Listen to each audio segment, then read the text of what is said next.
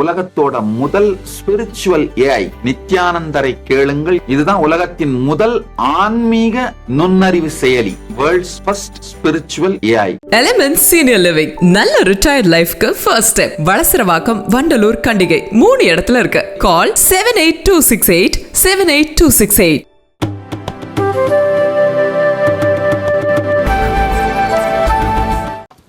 அன்பு தமிழ் சொந்தங்களே, அன்பார்ந்த பெரியோர்களே, தாய்மார்களே, நேற்று நம்முடைய பாரத பிரதமர் தலைமையிலான நம்முடைய அரசு 3வது முறையாக நாம் ஆட்சிக்கு வந்த பிறகு தொடர்ந்து தாக்கல் செய்திருக்கக்கூடிய முதல் பட்ஜெட். இந்தியா முழுவதுமே பெரும் வரவேற்பை பெற்றிருக்கக்கூடிய அந்த பட்ஜெட் குறிப்பாக பெண்களுக்கு, குழந்தைகளுக்கு, நடுத்தர மக்களுக்கு, ஏழை மக்களுக்கு, விவசாய பெருமக்களுக்கு எல்லோருக்கும் கூட ஒரு சிறப்பு செய்வதாக அமைந்திருக்கிறது. இதை தாண்டி இளைஞர்களுக்கும் ஒரு பெரிய அளவில் பல திட்டங்களை கொண்டு வந்திருக்கின்றார்கள். வழக்கம் போல தமிழகத்தினுடைய முதலமைச்சர் மாண்புமிகு திரு மு.க. ஸ்டாலின் அவர்கள் இந்த பட்ஜெட் சரியில்லை, தமிழகத்தை புறக்கணித்திருக்கின்றார்கள், அதனால் இந்த வாரம் நடக்க இருக்கக்கூடிய நித்தி ஆயோக் கவர்னிங் கவுன்சில் மீட்டிங்க்கு நான் புறக்கணிப்பதாக சொல்லியிருக்கின்றார். மாண்புமிகு முதலமைச்சருக்கு இது புதிதல்ல. 2022 நடந்த நித்தி ஆயோக் கவர்னிங் கவுன்சில் மீட்டிங்கிலும் கூட முதலமைச்சர்கள் பங்கேற்கக்கூடிய மீட்டிங் அது கவர்னிங் கவுன்சில். 2022 கூட தமிழ்நாடு முதலமைச்சர் மு.க. ஸ்டாலின் அவர்கள் பங்கேற்கவில்லை. 2023 நித்தி ஆயோக் கவர்னிங் கவுன்சில் மீட்டிங்கிலும் கூட தமிழ்நாட்டினுடைய முதலமைச்சர் பங்கேற்கவில்லை. 2024 நடக்க இருக்கக்கூடிய நித்தி ஆயோக் கவர்னிங் கவுன்சில் மீட்டிங்க்கு ஒரு புதிய சாக்குப்போக்கு காரணத்தை சொல்லி அங்கிருந்து நலிவுவிடலாம் என்கின்ற எண்ணத்தை அவர் வெளிப்படுத்தியிருக்கின்றார். உண்மையை சொல்ல வேண்டும் என்றால் தமிழக முதலமைச்சர் அவர்கள் நித்தி ஆயோக் மீட்டிங்க்கு சென்று தமிழக மக்கள் சார்பாக பேசி தமிழகத்திற்கு என்ன வேண்டும், நாம் எங்கே இருக்கின்றோம் என்று பேசுவதற்கு மிக முக்கியமாக வருடத்திற்கு ஒரு முறை இந்தியாவில் இருக்கக்கூடிய எல்லா முதலமைச்சர்களும் சென்று அமர்ந்து பேசக்கூடிய ஒரு மீட்டிங். இதில் பாரத பிரதமர் நரேந்திர மோடி அவர்களும் கூட பங்கேற்பார்கள், அவர் சேர்மன் என்கின்ற முறையில். மாண்புமிகு தமிழகத்தினுடைய முதலமைச்சர் திரு மு.க. ஸ்டாலின் அவர்கள் சொல்லியிருக்கக்கூடிய காரணத்தை யாரும் கூட ஏற்றுக்கொள்ள மாட்டார்கள். என்ன சொல்லியிருக்கிறாங்க? தமிழகத்தினுடைய பெயர் பட்ஜெட்டில் இல்லை. நாம் ஒரு விஷயத்தை புரிந்து கொள்ள வேண்டும் அன்பு சொந்தங்களே. இந்த தாக்கல் செய்யப்பட்டிருக்கக்கூடிய பட்ஜெட் என்பது 48,20,512 கோடி ரூபாய். இந்த 48,20,512 கோடியும் தமிழகத்தில் இருக்கக்கூடிய மக்களுக்கும் இந்தியாவில் இருக்கக்கூடிய எல்லா மக்களுக்கும் மத்திய அரசு கொடுக்க வேண்டும். அதுக்கு தான் இந்த பட்ஜெட். இந்த ஆண்டு முழுவதும் எப்படி இருக்கணும்? இதற்கு முன்பு யூபிஏ அரசு 10 ஆண்டு காலம் யூபிஏ அரசில் அவர்கள் போட்டிருக்கக்கூடிய பட்ஜெட்டில் தமிழகம் என்கின்ற வார்த்தை, தமிழ்நாடு என்கின்ற பெயர் எத்தனை முறை வந்திருக்கு? நிதியமைச்சராக பி. சிதம்பரம் அவர்கள் பலமுறை பட்ஜெட்டை கொடுத்துருக்குறாங்க. எத்தனை முறை வந்திருக்கு? 2004-05 பட்ஜெட்டில் வரவே இல்லை தமிழ்நாடு என்கின்ற பெயர். 2005-06 தமிழ்நாடு என்கின்ற பெயர் வரவே இல்லை. 2006-07 தமிழ்நாடு என்கின்ற பெயர் வரவே இல்லை. 2007-08 54 கோடி ரூபாய் என்கின்ற மொத்த அடிப்படையில் 2 முறை தமிழகத்தினுடைய பெயர் இருந்துச்சு. 2008-09 ஒரு முறை தமிழகத்தினுடைய பெயர் 300 கோடி ரூபாய்க்கு இருந்துச்சு. 2009-10 தமிழகத்தினுடைய பெயர் இல்லை. 2010-11 ஒரு முறை தமிழ்நாடு என்கின்ற வார்த்தை இருந்துச்சு, 200 கோடி. 2011-12 இல்லை. 2012-13 இல்லை. ஸோ மொத்தமாக 13-14 ஒரு முறை 7,500 கோடி. மொத்தமாக 10 ஆண்டுகளில் தமிழகம் என்கின்ற பெயரை பயன்படுத்தி சிறப்பு நிதி அந்த திட்டத்திற்காக ஒதுக்கியிருப்பது 8,054 கோடி ரூபாய். யூபிஏவுடைய 10 ஆண்டு 2004-14. நாம் ஆட்சிக்கு வந்த பிறகு நம்முடைய வேறு பட்ஜெட்டில் தமிழகம் என்கின்ற வார்த்தையை 2014-15 பட்ஜெட்டில் 2 முறை பயன்படுத்தி இருக்கின்றோம், 129 கோடி. 2015-16 ஒரு முறை பயன்படுத்தி இருக்கின்றோம், 2021 கோடி. 2021-22 ஒரே நேரத்தில் தமிழகம் என்கின்ற பெயரை பயன்படுத்தி 1,03,000 கோடி ரூபாய்.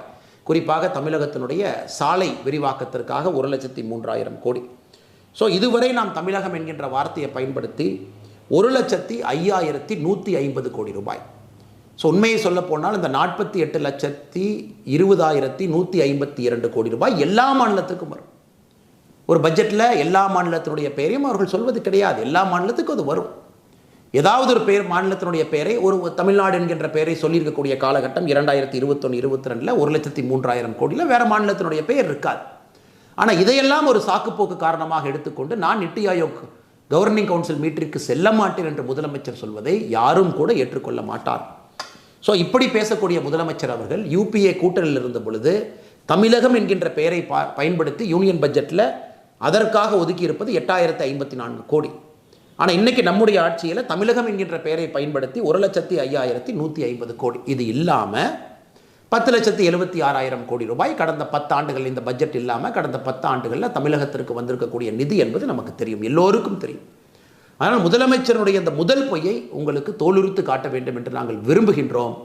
தமிழகத்தை எப்பொழுதும் பாரத பிரதமர் நரேந்திர மோடி அவர்கள் புறக்கணிக்கவில்லை, புறக்கணிக்க போவதும் இல்லை. உதாரணத்துக்கு இந்த பட்ஜெட்டில் குஜராத் பேர் இல்லை, இந்த பட்ஜெட்டில் கர்நாடகாவினுடைய பேர் இல்லை, இந்த பட்ஜெட்டில் மகாராஷ்டிராவினுடைய பேர் இல்லை, இந்த பட்ஜெட்டில் பாரதிய ஜனதா கட்சி ஆளுகின்ற மாநிலத்தினுடைய பெயர் இல்லை. அதுக்கு என்ன காரணம்? அந்த மாநிலத்திற்கு செல்ல வேண்டிய நிதி இந்த 48,20,512 கோடி ரூபாயில் போயிடும். அதனால் 2 மாநிலத்தினுடைய பெயரை மட்டும் சொல்லிட்டாங்க, எங்கள் மாநிலத்தினுடைய பெயரை சொல்லலை, அதனால் எங்களுக்கு நிதி இல்லை என்று சொல்வதை எப்படி சொல்கிறதுங்க? கல்யாணத்துக்கு போயிட்டு சீப்படித்து ஒழிச்சு வச்சுட்டா கல்யாணம் நடக்காது என்று சொல்வதை போல தமிழகம் என்கின்ற பெயரை பட்ஜெட்டில் சொல்ல, அதனால் தமிழகத்திற்கு நிதி வராது என்கின்ற பொய்யை முதலமைச்சர் அவர்கள் சொல்லிக் கொண்டிருக்கின்றார். இதை தாண்டி தமிழகத்திற்கும் இந்தியாவிற்கும் இந்த பட்ஜெட்டை பொறுத்தவரை பல முக்கியமான சிறப்பம்சம் வாய்ந்த திட்டங்களை பிரதமர் அவர்கள் கொடுத்துருக்கிறாங்க. அதற்கு முன்பு நாம் ஒரு விஷயத்தை புரிஞ்சுக்கணுங்க. மத்திய அரசு மாநிலங்களுக்கு கொடுக்கக்கூடிய வரி பங்கீடு 2019-20 அந்த ஆண்டில் பார்த்தீங்கன்னா 11,45,000 கோடி ரூபாய், 11.45 lakh crore இருந்துச்சு. அவ்வளோ பணத்தை வந்து எல்லா மாநிலத்துக்கும் பிரித்து கொடுப்பாங்க. இந்த முறை 5 ஆண்டுகள் கழித்து, நம்முடைய ஆட்சியிலே 5 ஆண்டுகள் கழித்து இந்த பட்ஜெட்டில் மாநிலங்களுக்கான வரி பகிர்வு பார்த்தீங்கன்னா 23,49,000 கோடி. அப்படி பார்த்தீங்கன்னா கிட்டத்தட்ட நம்முடைய ஆட்சியில் 5 ஆண்டுகள்லேயே கிட்டத்தட்ட நாம் 2 மடங்குக்கு மேலே மாநிலங்களுக்கு கொடுக்கக்கூடிய வரி பங்கீடு அதிகப்படுத்தி இருக்கின்றோம். போன பட்ஜெட்டில் மாநிலங்களுக்கு கொடுக்கக்கூடிய வரி பங்கீடு என்பது 20,99,000 கோடி. இந்த பட்ஜெட்டில் 23,49,000 கோடி. இந்தியா வளர்கிறது என்பதற்கு சாட்சி. டாக்ஸ் கலெக்ஷன் நடக்குது, இந்தியா வளர்கிறது, பொருளாதாரம் மேம்படுகிறது, அரசுக்கு பணம் வருகிறது. அந்த பணத்தை பிரித்து மாநிலங்களுக்கு கொடுக்குறாங்க. 23,49,000 கோடி ரூபாய் மாநிலங்களுக்கு பிரித்து கொடுத்துருக்குறாங்க. அந்த பணம் வரும். தமிழக அரசு தன்னுடைய பட்ஜெட்டில் அந்த பணத்தை அக்கௌண்ட் பண்ணி தமிழக அரசு செலவு பண்ணுவாங்க. அப்போ தமிழகத்தை புறக்கணித்திருக்கின்றார்கள் என்ற அர்த்தமா? அதை தாண்டி அன்பு சொந்தங்களே, நமக்கு தெரியும் இன்னைக்கு பெண்கள் குழந்தைகள் இருவருக்கும் மையப்படுத்தி 3 லட்சம் கோடி ரூபாய், சுதந்திர இந்தியாவிற்கு பிறகு 3 லட்சம் கோடி ரூபாய் பெண்களுக்கும் குழந்தைகளும் மையப்படுத்தி எந்த பட்ஜெட்லேயும் தமிழ்நாட்டில் இருக்கக்கூடிய நம்முடைய சகோதரிகளுக்கும் குழந்தைகளுக்கும் இதன் மூலமாக பணம் வரப்போகுது, சிறப்பு திட்டம் வரப்போகுது. இது எல்லோரும் அறிந்தது. இன்றைக்கி மிக முக்கியமாக அமைப்பு சார், அதாவது ஆர்கனைஸ்ட் எம்ப்ளாய்மெண்ட்டில் இன்றைக்கி புதிதாக வேலைக்கு செல்லக்கூடிய யார் வேலைக்கு சேர்றாங்களோ 1 மாத சம்பளத்தை மத்திய அரசு 3 இன்ஸ்டால்மெண்ட்டில் அந்த கம்பெனி கொடுக்குறாங்க, ஊக்குவிப்பதற்காக, வேலைவாய்ப்பை ஊக்குவிப்பதற்காக. இன்றைக்கி புதிதாக ஒருத்தர் படிக்கிறார், ஆர்ட்ஸோ இன்ஜினியரிங்கோ படிக்கிறாங்க, ஒரு கம்பெனியில் வேலைக்கு செய்கிறாங்க, அந்த கம்பெனியில் இபிஎஃப் கட்டுறாங்க. 1 மாத சம்பளத்தை 1 லட்சம் ரூபாய் வரை, மேக்ஸிமம் 1 லட்சம் ரூபாய் வரை அவங்க சம்பளம் இருக்கலாம் அந்த கேட்டகரிக்குள்ளே.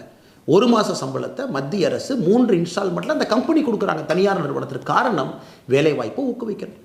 இன்னொரு இடத்துல பாருங்கள், அடுத்த 5 ஆண்டுகளில் 1 கோடி இளைஞர்களுக்கு ஸ்கில் இன்டர்ன்ஷிப், அவருடைய திறனை மேம்படுத்துவதற்காக இன்டர்ன்ஷிப், இந்தியாவில் இருக்கக்கூடிய 500 பெரிய நிறுவனத்தில் அவங்க 1 கோடி இளைஞர்கள் அடுத்த 5 ஆண்டுகளில் இன்டர்ன்ஷிப்புக்கு போகிறாங்க.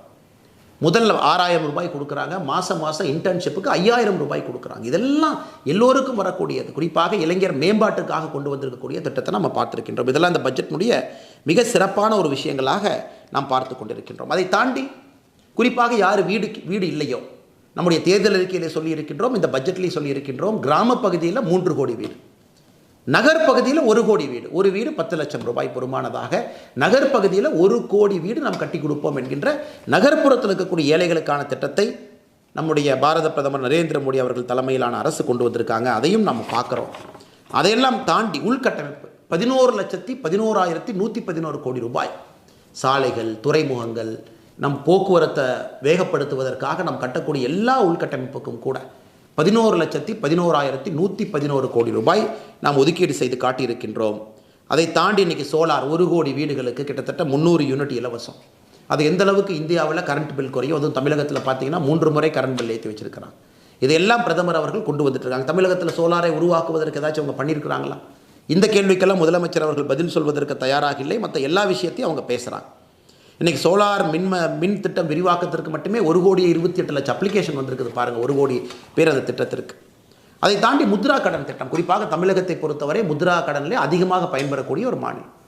10 லட்சம் ரூபாயில் இருக்கக்கூடிய கடன் உச்சவரம்பு இன்றைக்கி 20 லட்சம் ரூபாய் கொண்டு போயிருக்கிறாங்க. இது எல்லோருக்கும் கூட மிக முக்கியமான ஒரு விஷயமாக நாம் பார்க்கின்றோம். அதெல்லாம் தாண்டி இன்றைக்கி புற்றுநோயாளிகள் பயன்பெறும் வகையில் அவங்க பயன்படுத்தக்கூடிய 3 முக்கியமான மருந்துகளுக்கு வரி விலக்கு இருக்குங்க. உள்நாட்டு உற்பத்தியை ஊக்குவிக்க மொபைல் ஃபோன் சார்ஜர் மீதான வரி 15% குறைச்சிருக்கிறாங்க. லித்தியம் கோபால்ட் 25 கனிமங்கள் மீதான வரியை குறைச்சிருக்கிறாங்க. தங்கம் வெள்ளி மீதான சுங்க வரி 6% குறைவு. இன்றைக்கே தங்கம் பார்த்தீங்கன்னா ரேட் 2000 ரூபாய் மார்க்கெட்டில் குறைஞ்சிருக்கு. அதை தாண்டி ஒரு துறையாக பாருங்கள். வேளாண்மை துறைக்கு 1,51,000 கோடி, கல்விக்கு 1,25,000 கோடி, மகளிர் நலன் பெண்கள் குழந்தைகள் 3 லட்சம் கோடி, உள்கட்டமைப்பு 11,11,111 கோடி, பாதுகாப்பு 4,54,000 கோடி, ஊரக வளர்ச்சி 2,65,000 கோடி, உள்துறை 1,50,000 கோடி, தகவல் தொழில்நுட்பம் 1,16,000 கோடி, சுகாதாரம் 89,287 கோடி, மின்சாரம் சம்பந்தப்பட்ட துறைகளுக்கு 68,789 கோடி. இதெல்லாம் பார்த்தீங்கன்னா 48,20,512 கோடி ரூபாயும் இந்தியாவில் இருக்கக்கூடிய எல்லா மக்களுக்கும் பகிர்ந்தெடுத்திருக்கிறாங்க. அதனால் இவர்கள் சொல்லக்கூடியது முழு பொய்யை. இவங்க நித்தி ஆயோக் போகிறதுக்கு மனசு இல்லை. தமிழ்நாட்டுக்கு தேவையான விஷயங்களை பேசி கொண்டு வருவதற்கு முதலமைச்சரால் முடியாது. 2022 முதலமைச்சர் போல, 2023 போலிங்க, 24 போக மாட்டேன்னா என்ன அர்த்தங்க? வருடத்திற்கு ஒரு முறை இந்தியாவினுடைய எல்லா முதலமைச்சர்களும் பாரத பிரதமரோடு சந்திக்கக்கூடிய கவர்னர் கவுன்சில் மீட்டிங். அந்தந்த மாநிலத்தை பற்றி எல்லோருக்கும் பேசுவதற்கு உரிமை இருக்குது. அதனால் முதலமைச்சருக்கு போவதற்கு மனமில்லை. அதற்கு சாக்கு போக்கு சொல்வதற்காக இதை கையில் எடுத்துக்கொண்டு முதலமைச்சர் அவர்கள் நாடகம் ஆடுகின்றார். அதனால் பாரதிய ஜனதா கட்சியினுடைய கோரிக்கை, மாண்புமிகு தமிழகத்தினுடைய முதலமைச்சர் அவர்கள் செல்லணும். தமிழக மக்களுக்காக பேசுகிறாங்க. அவர் குடும்பத்தையோ திமுகவையோ அவர் என்கின்ற தனி மனிதனையோ போய் ரெப்ரசன்ட் பண்ணுறக்கு அந்த மீட்டிங் இல்லைங்க. தமிழ்நாட்டினுடைய பிரச்சனையெல்லாம் சொல்கிறக்கு, தமிழ்நாட்டுக்கு இன்னும் அடுத்த வருஷம் அதிகமாக வரி வேணும், இன்னும் புதிய திட்டங்களுக்கு பணம் வேண்டும், இது வேண்டும், இன்னும் மத்திய அரசு பணம் கொடுக்க வேண்டும், எதாக இருந்தாலும் முதலமைச்சர் நியாயமான முறையில் போய் நித்தி ஆயோக்கில் கேட்டால் தாங்க பணம் வரும். அப்போ தான் அடுத்த பட்ஜெட்டுக்கு கொண்டு போக முடியும். அதற்கு ஆளுங்கட்சியாக மத்தியில் இருக்கக்கூடிய பாரதிய ஜனதா கட்சி, இங்கே இருக்கக்கூடிய நாங்களும் அதற்கு போராடுகின்றோம். முதலமைச்சர் போய் பேசணும். அங்கே போய் பேசவே மாட்டோம். தென் தமிழகத்தில் தண்ணி பிரச்சனை, பணம் வேண்டும். இன்றைக்கி தென் தமிழகத்தில் குறிப்பாக படித்துவிட்ட இளைஞர்களுக்கு வேலை வாய்ப்பு இல்லை, அது பேசணும்.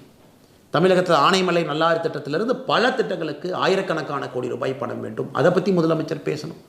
தமிழகத்திற்கு வேறு என்ன பணம் வேண்டும்? சென்னை மெட்ரோ மத்திய அரசு மாநில அரசு இருவரும் இணைந்து செயல்படுத்தக்கூடிய திட்டம், அது கோயம்புத்தூருக்கு வேணும்னு கேட்குறாங்க. அது தமிழகத்தில் இருக்கக்கூடிய எல்லா பெரிய ஊர்களுக்கும், மதுரைக்கு வேண்டும், எல்லா ஊர்களுக்கும் வேண்டும் என்று கேட்குறாங்க. அதே முதலமைச்சர் போய் கோரிக்கையாக வைக்கட்டும், நித்தி ஆயோக பயன்படுத்தட்டும்.